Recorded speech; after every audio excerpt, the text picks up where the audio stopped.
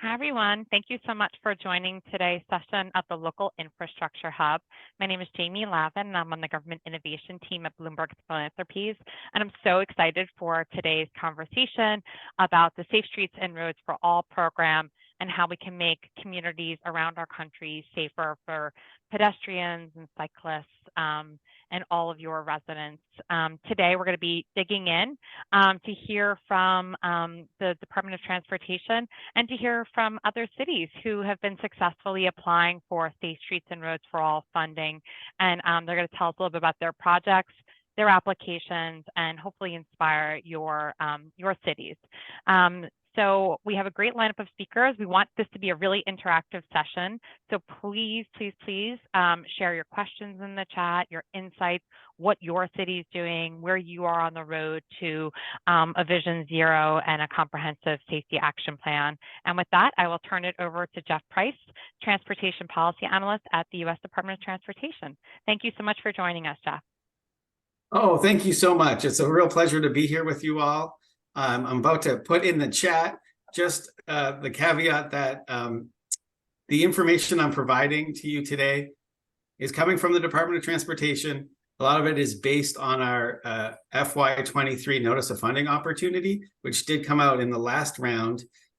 Everything is subject to change based on the final determinations, but I'm not going to bury the lead.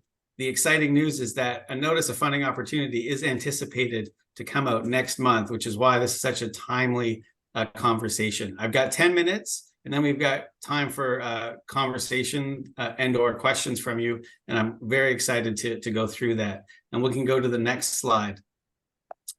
We do have a fantastic Safe Streets and Roads for All website, which really adds a lot of flavor to what I'll be discussing very quickly today. So I just want to make sure that you have the ability to go to our website. We pride ourselves on putting as much information there as possible, including information on those communities and cities that have been awarded.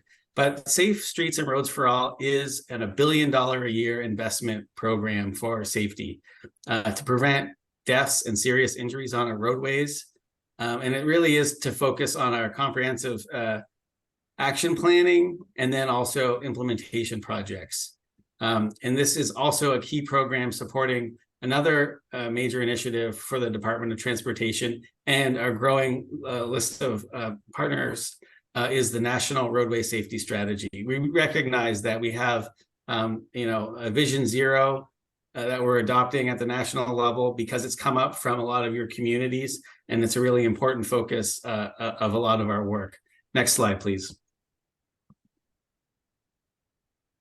So really quick, this program is different because of the program eligibility. This is not going through the typical federal fund programming, going through the state DOTs. The eligible recipients are political subdivisions of a state, including metropolitan planning organizations, federally recognized tribes, but really towns, cities, and counties. So this is a huge opportunity for communities to directly get federal support for their safety programs. That we're going to be talking a lot about eligible activities, but basically the development of a comprehensive safety action plan, planning, design, and development of activities for projects and strategies. And we'll talk a lot about that because that's where there's some really excellent opportunity. And then implementing these projects and strategies, what I call construction funds, but what we're calling for today's conversation, implementation plans. Okay. Next slide. Thank you. So here's again, our three major activities under the planning and demonstration grants. There's our action plan, which again is maybe your first step. I think something even more exciting and we're going to talk about is supplemental planning, which could be topical safety plans, or maybe you don't have enough data information, or your existing action plan is out of date and you're looking to collect supplemental data or new data. And then the third bucket, which is my favorite, demonstration activities. This is a really exciting new category, sort of like COVID really helped us understand that cities are really resilient and can adapt, and they can do things like close sections of Main Street to have cafe seating or pedestrian streets or what have you. So there's really a new exciting opportunity here with this grant to do some of those demonstration activities. And we'll talk about some of that in a minute. Next slide. We're going quickly because we want to get to your questions. So implementation grants are really those construction funds, and those are really your meat and potatoes of projects where you're actually ready to make digging into the ground and building projects. Now, these would be identified in your action plan. They could be infrastructure, or they could be behavioral or operational safety activities. All of these activities are eligible, and there is a lot of flexibility in this program. Implementation applications may also include supplemental planning activities and demonstration activities. So it's not an either or in terms of applying for Safe Streets and Roads for All. You can look for construction funding or implementation grants, but then also do some planning as well in conjunction. All right, next slide. So let's talk about what happened in terms of the awards in the last cycle. So we gave out, of the $1 billion that was available in the FY23 pot of money, we gave out $900 million in funding. That impacted over 600 communities at the regional, local, and tribal level. And then overall in that calendar year, we had 2 of our fundings, and we really had an amazing year. That was because the first round took some time to get up to speed. And now here we are already in the third round conversation. But one of the talking points was awards made to date were going to improve roadway safety and planning for around 70% of the nation's population. And with this third round coming up, I'd really like to boost that number to really have on what you see on the map, to really have most of the population covered with this kind of planning, demonstration, and implementation. It's a real huge opportunity. We've got 3 more rounds to go, which is $3 billion plus to go. All right, next slide. So this particular slide is previously awarded projects, but we're looking at the safe system approach, which can be safe for roads, safe for users. But in this case, we're looking at it for post-crash care. There was a question about, are some of the communities applying for things that aren't the traditional ones? And so there's some examples here of a fire protection district going to do some funding for a comprehensive safety action plan, or the city of Burlington received over $1 million in federal funds for a number of activities to include and establish a framework for future deployment of signal priority and signal preemption, really allowing for those EMS vehicles to move through their city.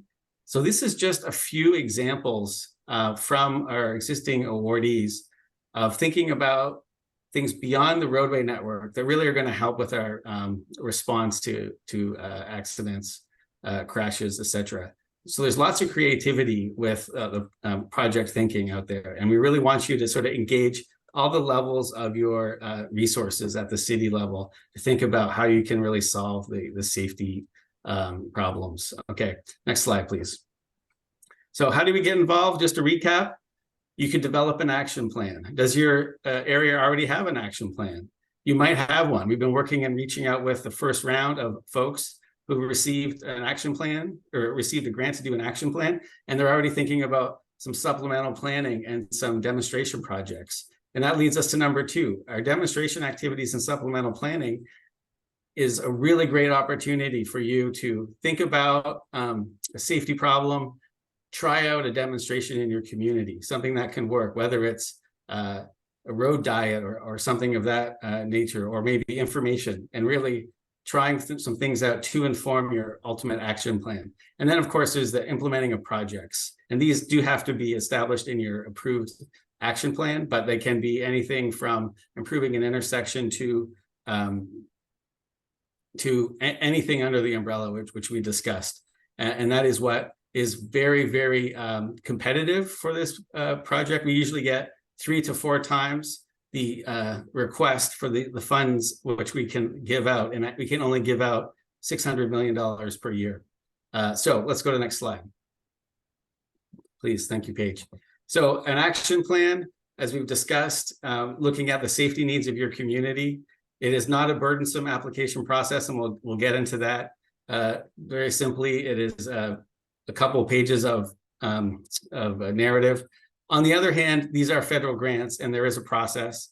The Notice of Funding Opportunity lays these things out. We've been trying to write these Notice of Funding Opportunities so that you don't need to hire consultants. But I think there's a lot of different approaches to applying for these grants.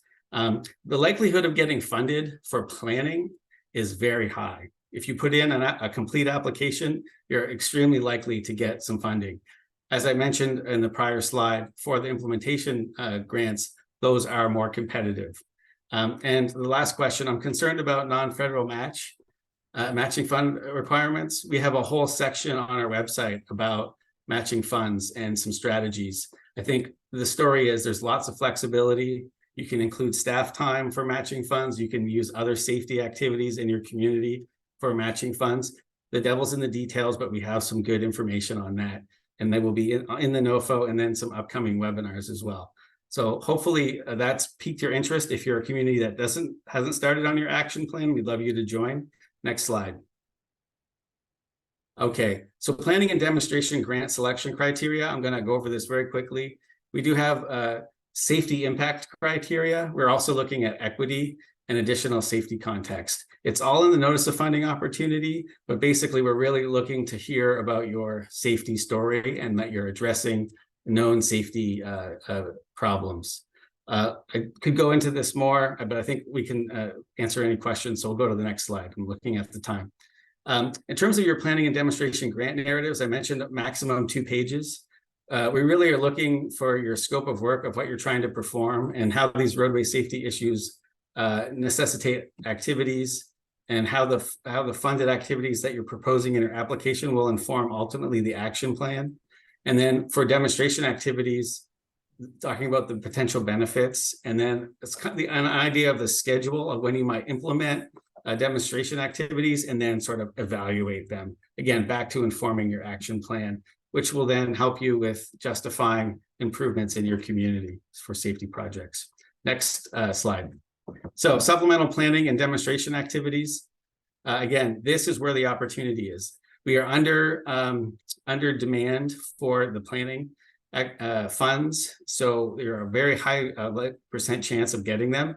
And supplemental planning can really inform your action plan. It can get some new data like I talked about. And the demonstration activities are really interesting in that they can test project approaches in a temporary basis, right? So you can do road safety audits. You can look at doing some road diets with paint, signage, anything that is temporary that can really, explore a concept or explore furthering safety. And it really helps engage the community. So next slide.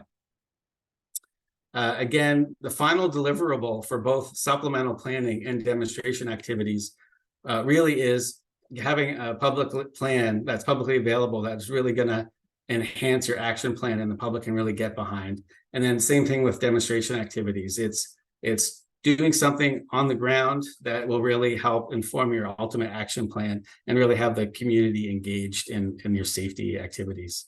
Next slide.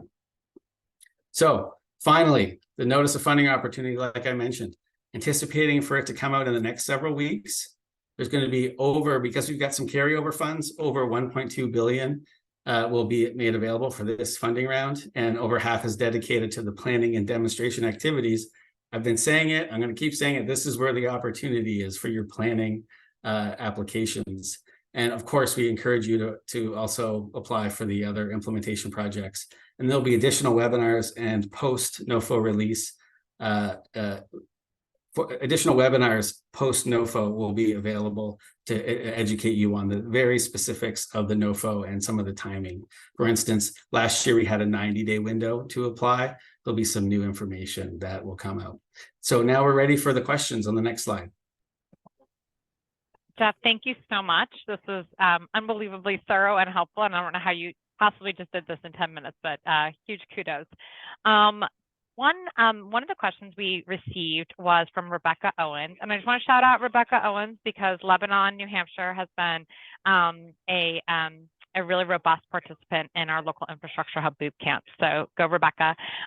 She asked whether you can apply for an action plan and demonstration grant, an action plan, demonstration grant, and supplemental, or I don't have 3 hands, an action grant, action plan, and supplemental grant. So how do you bundle these? Right, and somewhere in maybe the slides that I covered or ones that I had to delete because of our format today, you can do everything. And so you're not going to be penalized if you go in for implementation funds, construction funds, which are the number, which is 30 million or less, and then do it. Anything additional is possible under supplemental planning and demonstrations. In fact, we would recommend that you apply for both, just because we know, as I've said several times now, the planning funds aren't as competitive, and you're very likely to get funding for that as long as you have a good application. So it's really about what's the capacity of your community and what your safety goals are. Maybe you're not ready to do full implementation, but you do have an action plan started or completed, and you want to really look at some particular areas. We typically do talk about like safer roads in some of our strategies. So maybe it's some treatments on your pavement with bollards and paint, or something of that nature that you want to try out as a demonstration project or a quick build, and you could apply for that in your planning. Or you could do that with a full implementation process. I think the one thing that really makes sense, my peanut butter and chocolate example for those who aren't allergic to one or both, is if you're going to do some demonstration projects, you might also want to apply for supplemental planning just to make sure you have enough funding or capacity to then update your action plan, right? So that's a nice idea as well, and those would both be under the planning realm. So you can really choose your own adventure, Rebecca Owens, and but it is understanding your capacity and your safety need. You can really basically do anything you want. Now they are going to be evaluated separately, but put them in the same application and not separate applications. We got another question about whether there's reduced match requirements for communities that are designated as historically disadvantaged or in areas of persistent poverty. So there is potential for tribal funds to be used, TPP, and we'll put that in the notice of funding opportunity. I do not know the answer to the question, but I think we'll make sure to note that in the notice of funding opportunity. My understanding is that there is not, that it is an 80-20 requirement, and that we really focused on, clarity as to how what really counts as match, because I think it's misunderstood. A lot of communities think, oh, we need to have the cash. So for asking for $1 million, we've got to come up with our 20% of that. But I think there's some staff time, local police who might be doing safety enforcement, other things that can apply to that match. But I'm not aware of any reduced matching at this point, but I've noted it. And this is probably a question on lots of people's minds. Will Safe Streets and Roads for All be available in 25 and 26? So yes, and that's part of the good news that we're bringing today. Not only do we encourage you to apply for whatever your community needs, and look forward to this round 3 that's happening with the NOFO coming out next month, and then definitely 25 and 26 under a bill. Katie Imes asked a question that's near and dear to my heart, whether you have any highly successful rural applicants. And I know you do. Yes, we do. And I think that's the greatest thing about this program is, as long as your community is able to support a federal application and you have capacity, you can. And we've been doing outreach with a lot of communities, large and small. I think one of the interesting things is we're focusing on now is sort of matching where the fatalities are with, what communities are applying. And there's definitely some holes in certain states and certain regions. The Southeast, for instance, we'd love more communities from the Southeast to apply. And again, it's open. We want to keep encouraging people to apply. We have specific examples on our website. But tribes, counties, small towns, if you've got a safety issue, these funds are eligible for you, and it's a discretionary program. And most importantly, as we said before, bearing the lead, it's not a state DOT program, so you can apply directly.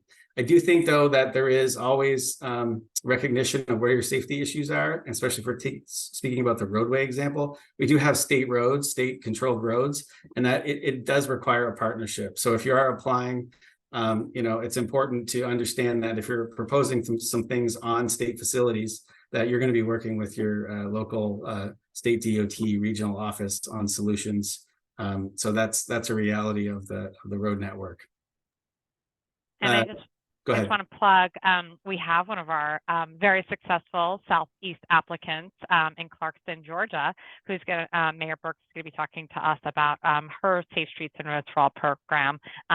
So all stay tuned for that part. Last question from Mayor Mern of Findlay, Ohio. She's just asking, one, about that timeline from application to notice of award and then project completion, and then whether the U.S. routes get any preference. I'm going to put those into two. Right. Last question. Sure. Thank you so much for all your thoughtful questions. And sorry, I didn't have all the answers. We will get a list that I can add of the smaller rural communities together as well. So U.S. routes do not get preference. I think it's really about safety. And in one of the criteria slides that I kind of whizzed through, we are looking at the crash rates and the fatality rates. We're trying to really solve, fatalities and be a Vision Zero, DOT to support that. In terms of the timeline for application, so again, it'll be clear in the notice of funding opportunity. In the past, it's been 90 days once the NOFO is released. I think there'll be some changes to anticipate, and then there'll be evaluation and then awards, and then you go through the process of post-award, which is signing the grant agreement and then getting started. An interesting observation is that some of those communities that were awarded in FY22 are our first round to do planning grants. They are, in some cases, already started and have been working for several months. In other cases, they're really just getting started. And that's okay too. That's the nature of some of the federal support, is that sometimes it does take time. But for instance, if you're a community that did receive a planning grant, you can also apply for supplemental planning or demonstrations or any other planning. So there's lots of flexibility with this grant program. Well, thank you so much, Jeff. I know there are more questions in the chat, so I might ask if you wouldn't mind just looking at the chat and putting where you are able to, if the some responses to some of those maybe a little easier questions. But we're gonna turn now. The first thing I want to just quickly promote to everybody is a reminder that we are in active registration for our boot camps. These are technical assistance grant application boot camps, where we help you sort of soup to nuts through what you need to make your grant competitive. And I just want to note a few things. One is that Safe Streets and Roads for All is one of the grant programs that we're supporting this cycle. And we're running a full boot camp for that for all of you who've never applied for a Safe Streets and Roads for All program before. But if you've applied before and you were unfortunately unsuccessful, we have targeted assistance where we can, after you get your feedback session with the Department of Transportation, work on the specific areas that they highlighted that were less competitive in your application or needed bolstering. And so just really want to encourage all cities under communities under 150,000 to please register to get support. We have technical experts who are ready to help guide you here. If you have any questions, you can go to our program page and we have ways to get in touch. And the boot camps kick off next week. So I encourage you to register ASAP.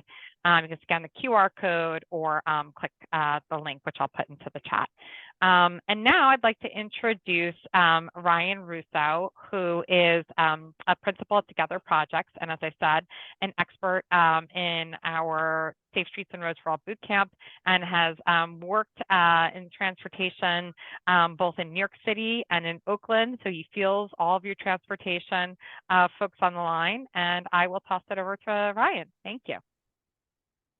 Thank you, Jamie.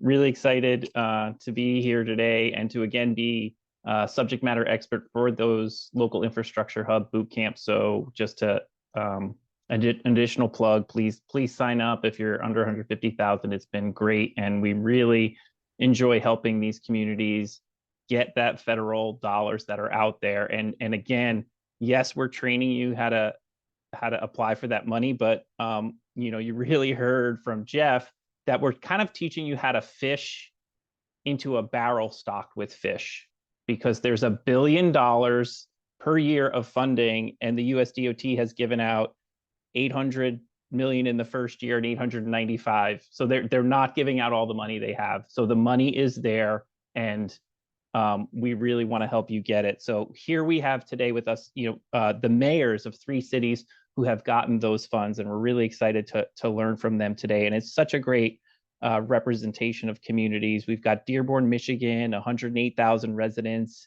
in the Detroit area that received $24.8 million for implementation. We've got Clarkston, Georgia, about 15,000 people, which received $1 million, the largest grant in the state of Georgia for planning and demonstration. And then Arlington, Texas here, 382,000 residents.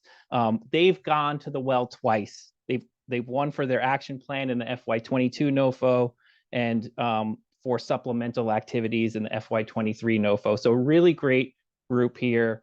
Welcome, Mayor Burks, Mayor Hammoud, Mayor Ross. Really excited to have you here. So if we could just start, just tell us as we go around 2 things: why you sought the funds from Safe Streets and Roads for All, and how your city will use the funds from your Safe Streets and Roads for All grant. And let's start with our smallest city, Mayor Beverly Burks from Clarkston, Georgia. Thank you so much, and thank you. Small but mighty, 1 million, and that's the lesson that I hope everyone has the opportunity to take from this. It doesn't matter the size of the city; it's making sure that you have a quality grant to present, and that's what we did. When you think about Clarkston, Clarkston is the most diverse city, probably per square mile. We're only 1.8 square miles with 15,000 people, but we have people who speak over 70 different languages. And that poses a challenge. And with the grant, what we were able to do is demonstrate where we were having issues of fatalities and injuries within our community. And so we have, along our corridor, we have many of our residents who, because they are refugees or are unable to drive, many of them walk. And with that, we've encountered a lot of issues with fatalities and injuries. So with this grant, we're going to do implementation. We're going to look at it holistically throughout the city in terms of how we can make the necessary improvements. But we're also looking at our North Indian Creek corridor, where many of our schools are located. Actually, we have a deaf school, an elementary school, and as you go towards the city-county line, we have 2 universities along the way and a high school. So you have a lot of pedestrians walking to and from for school. So with this grant, what we're doing is we're looking at taking the numbers, making sure in terms of equity and everything else related to that, that we have a strong, robust plan.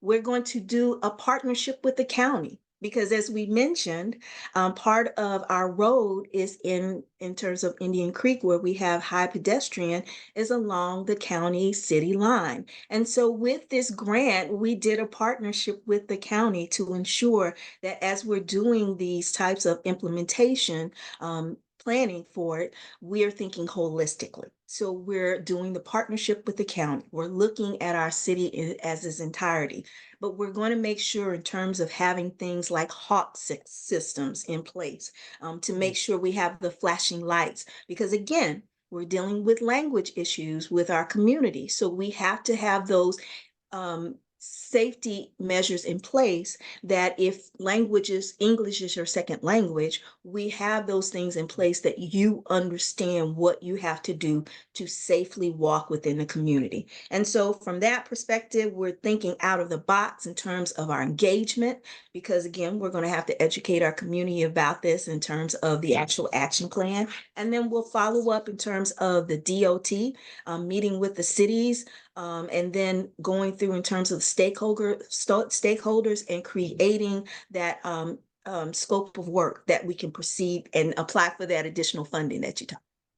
So those are some of the things that we're doing. Great. Thank you so much. Why don't we jump to the north to Dearborn, to Mayor Hammoud, and tell us about that $24.8 million and how you're going to use that in your community. Thank you so much for having me on. And I know my philanthropy and grants director, Nicole Hefty, is also on, who knows the specifics. But also, so you guys know, Jim Ross is a Dearbornite. So you're actually from Dearborn, born and raised. And so, I think there's something to say about if you're from Dearborn, you got a 66% odds of being on a panel to talk about a Safe Streets for All grant. We actually applied first to the RISE grant and were unsuccessful. But what we did then was actually sit down with the Department of Transportation to talk about what was wrong in our application or what was missing.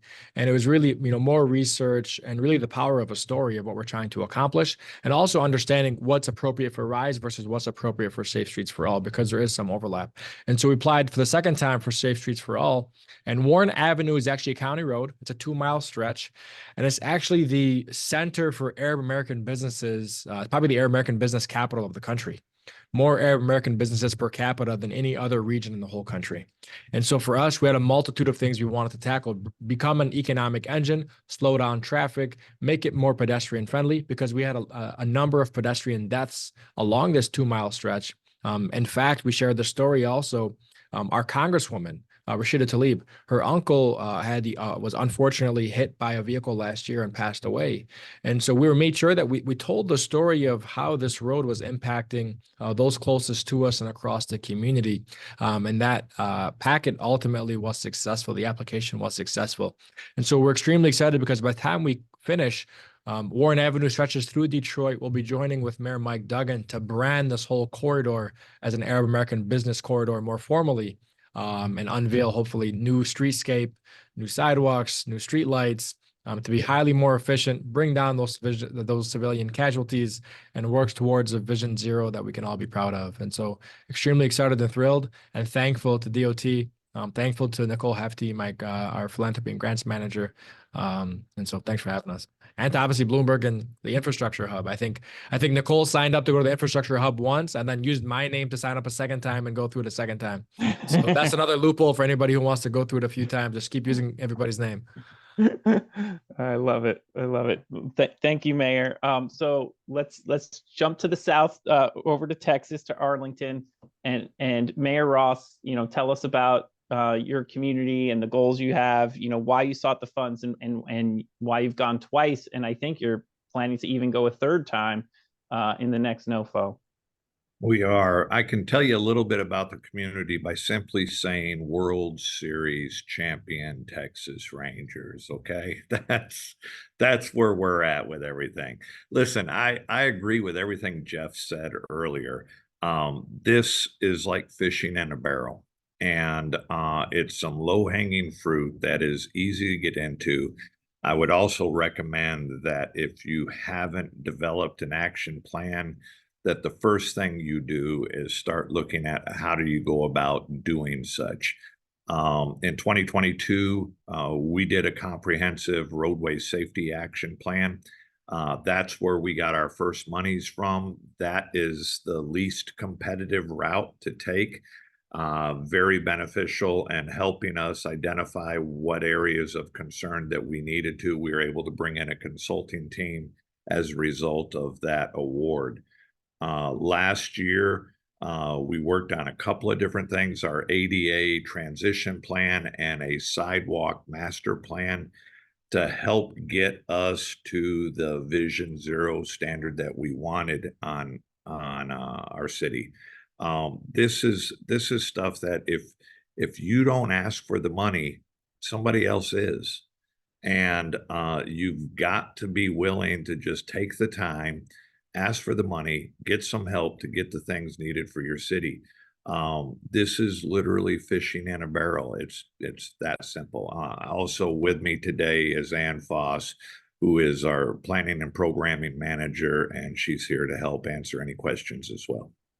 Yeah, I would like to invite, I think Mayor Ross and Mayor Hammoud brought team members of yours. I would like to invite them to join us in the discussion, because we do have representatives from cities, around the country, and sometimes the more technical grant people who are looking for some of these questions. So why don't we start with you?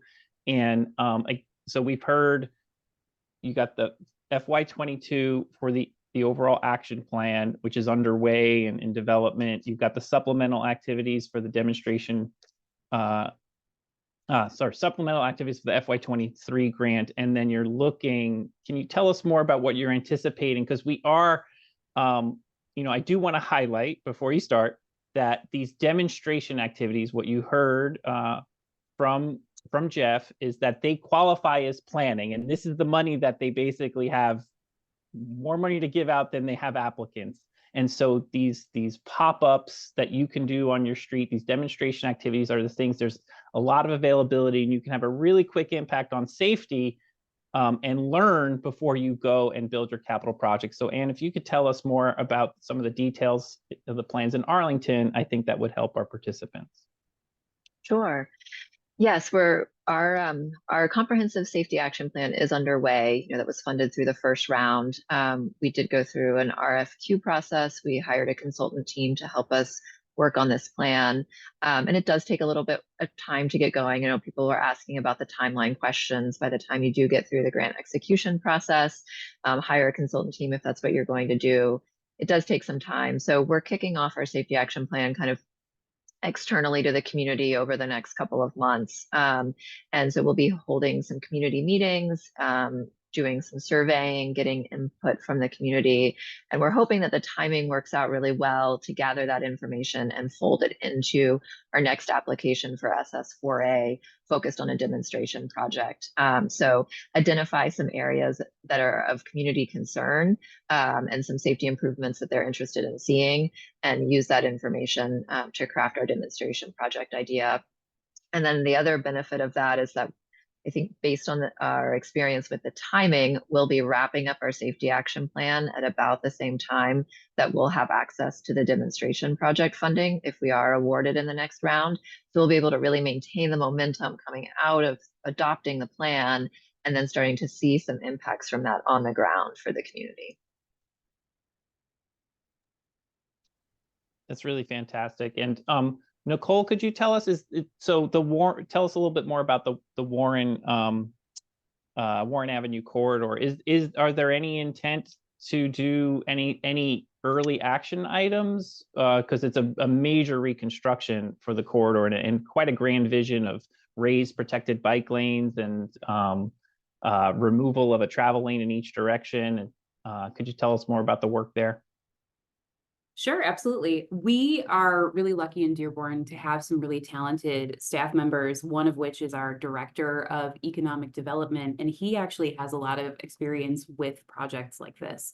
And so, we've already gathered the team and started talking through what that will look like with community engagement, with engaging our businesses. Mayor Hammoud had this great vision of having business liaisons in all of our business districts. So they are going to be reaching out and chatting with our businesses to make sure that, they are aware of every step of our plans going forward. Great. And I do want to jump back to small but mighty Clarkston and Mayor Burks. You talked about a bit in your first answer, but we really want to tease out this idea of partnership. You heard, Dearborn worked closely with their council, their county, and the Congress member. Could you talk about how you managed in such a small city the application process, any support you received in partnership, and any role that maybe the National League of Cities and the local infrastructure hub played in helping you get to where you are now? All the above. How about that? That's the short answer. We were grateful because, again, we are a small city, but we are a significant hub when you think about our international community.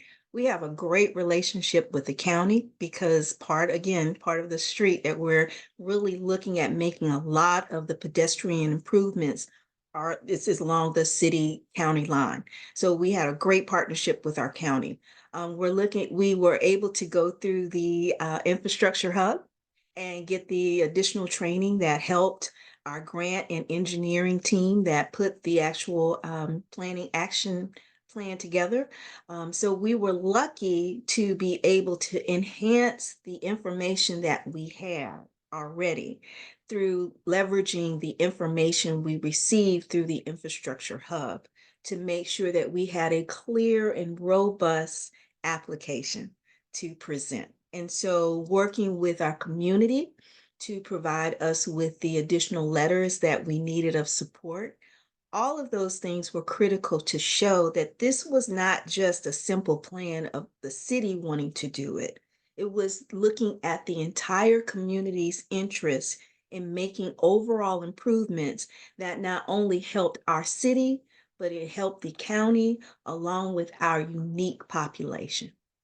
So Bloomberg, thank you for allowing us to have the opportunity to showcase this, because one of the most important things that I hope as a small city is that you understand that doesn't change your opportunity to make infrastructure changes for your community. In fact, if you have a compelling story, leverage that story. We had on this particular road that we're looking at making some of the improvements, we had a student to pass away from a hit and run. And so she was a refugee child. And so understanding why making these type of infrastructure changes so critical in your particular community and showing the reason why it's so critical helps to make that compelling story that lets you have the opportunity to get access to the funds. Fantastic. So you actually started doing the next thing I wanted to do. I'm gonna ask for any volunteers on the panel to just give tips or guidance you have for communities going through their first SS4A application. Who wants to raise their hand? I mean, we've been hearing those, but yeah. I think like the first piece I'll say is don't be shy as it pertains to the research and information you're putting in your application. There's no such thing as too much when it comes down to this application. I know that was a lesson that was learned from us on our first round, and we certainly weren't shy in the second round for Safe Streets for All. But I think that's like the immediate tip. Put everything you can and really create a narrative and story for what you're trying to do.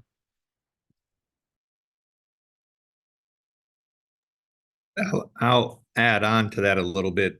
Don't be afraid to ask others for help and collaborate.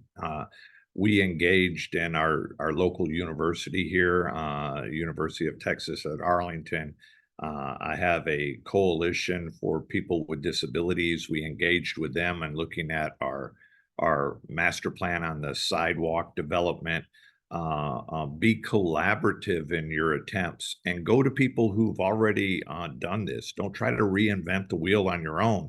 That's one of the great things about mayors is we can pick up the phone and call each other and say, hey, what about this? Have y'all done this before? Engage in your community. Don't leave the community out. Nobody likes for the city or local government to come in and say, here's what we're going to do for you guys. Engage in them. Let this be a part of their decision-making process and let them come up with some of these ideas. And to reiterate on what Mayor Hammoud said, data. You can't have enough data in there. Make sure that you're giving all the reasons why you should be awarded that money and utilize the data available to you. Yeah. And even to that point, one of the good things where we're located, we have access to the Atlanta Regional Commission. So especially when you're looking at data, leverage those partnerships, leverage those universities that can give you that robust data. Where we're located, we have access to bike trail. We have the CSX railroad going through our city. So as you're looking at all the improvements, look at holistically the access points throughout your city to make sure that you're covering those places where you need to ensure pedestrian safety, as well as when you're looking at maybe bicycles. And all of those things need to be included as you're putting together the why. The why is making sure that you provide safety for everyone, whether it's making sure from an ADA, whether it's the bikes, whether it's just simply walking. All those are the whys in terms of the importance of having this plan. That's really, really great advice. I love the pairing of the story and the why and the data, kind of put it together. It's another chocolate and peanut butter if we're going to keep going with our Reese's peanut butter cup analogy. Mayor Hammoud, did you? Ryan, I was going to say, I think the successful applications are also made available.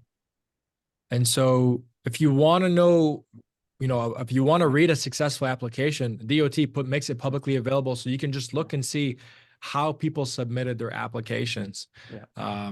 And I think that's just another helpful. Sometimes just having a cheat sheet to look at is great. Yeah. The US DOT website on this program is really fantastic. So I'm going to ask Jamie to comb through the chat to see if we have a couple of questions that we've received. In the meantime, I'm going to stall for her 1 minute while I mention that, again, with these demonstration activities that you can do, your chief engineer or public works director might be nervous about these pop-up activities, but I want to highlight that the most recent version of the MUTCD has sort of broadened the creativity that we can bring to our streets and is more and more accepting of these fast actions that can calm traffic and bring livability. I'm going to share a link. There was just an opinion piece in the Washington Post talking about how painted neck downs and intersections have been studied, and they reduce rates of collision, and talking specifically about how the federal government is starting to permit what was a debatable permission in the manual for uniform traffic control devices, which kind of governs our streets and roads. So I would encourage people to take a look at that if they haven't. So Jamie, if you don't mind, maybe if there's a question we want to get from the panel, from the participants. Yeah.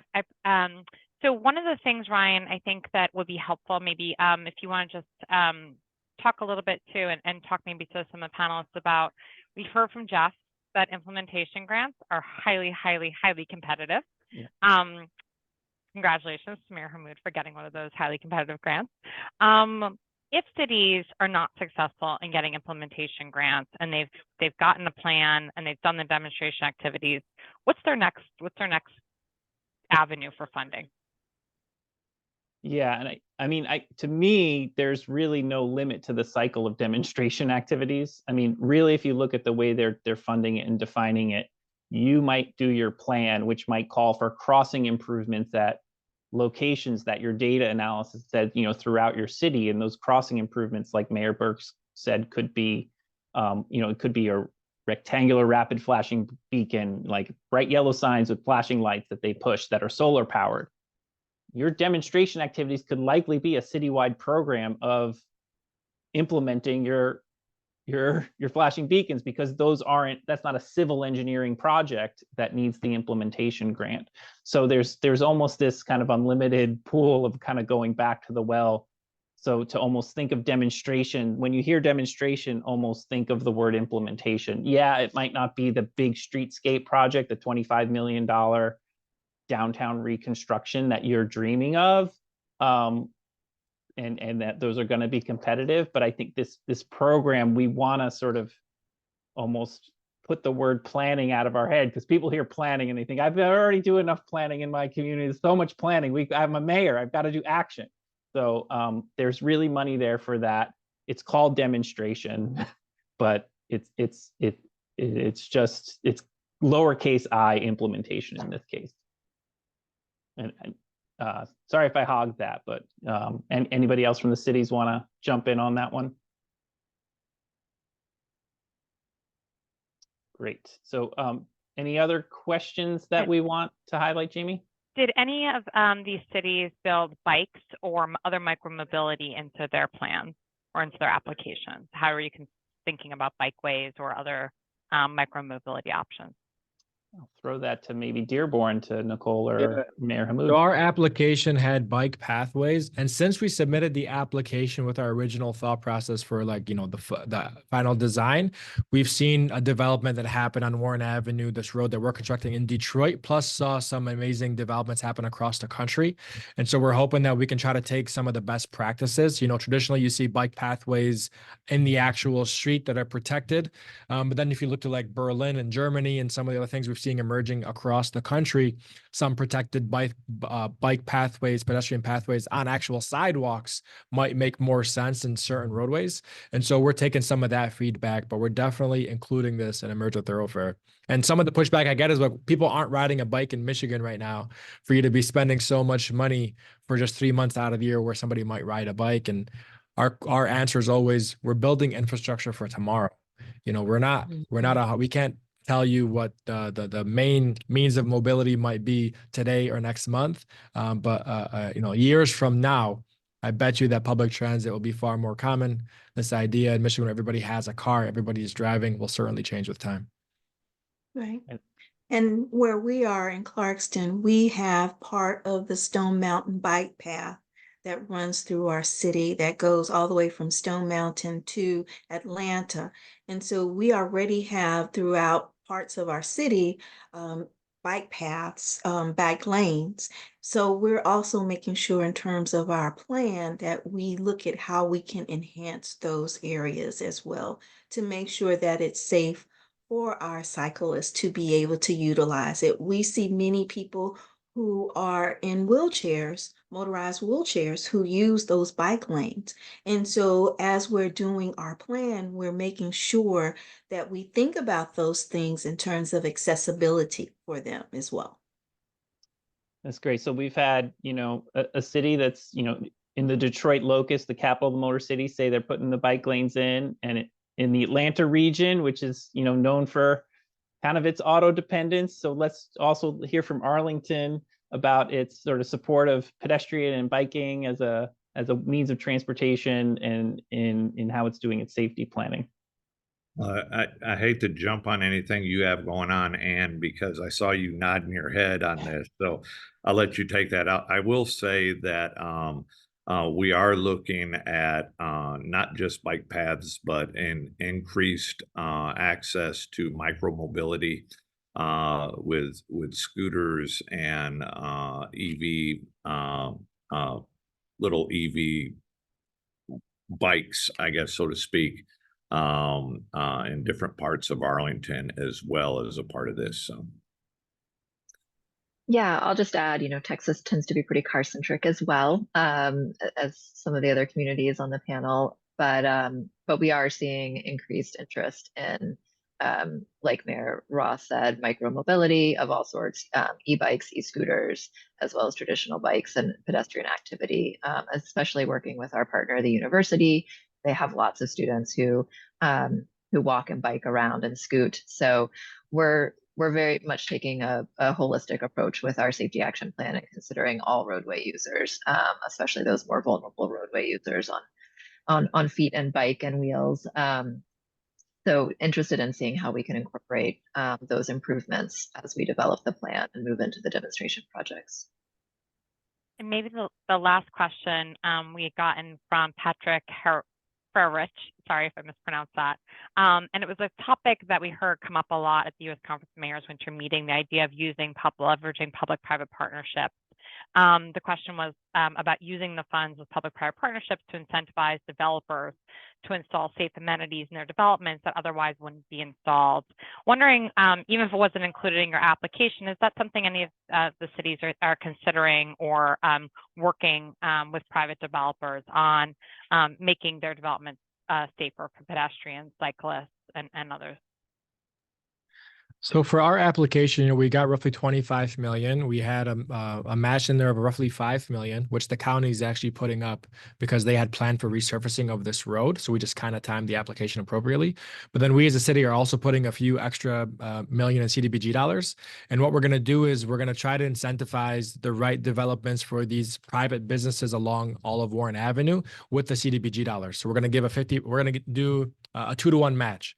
And so basically, if they're willing to put up, you know, $5,000, we'd give them 10,000 to make the investments on the facade from the outside perspective to help make it more walkable, more friendly for pedestrian walkways, but also to improve the facade.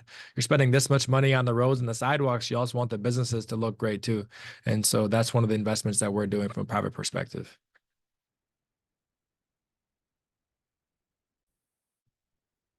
I can tell you in Arlington and different parts of the city, our downtown district and our entertainment district, we just started in downtown a public-private partnership where we're working with the Downtown Arlington Association, who is providing a courtesy patrol, so to speak, where we have courtesy individuals that will walk around, help ensure that the area stays clean, stays safe, that is reporting dangerous things to the police department, things such as that. So you don't have a uniform presence there, but you have like a police presence. You do have courtesy officers there who are there to help give direction, who help report matters of safety, matters of concern to the right authorities, and who help notify the city if there are infrastructure problems that we need to address.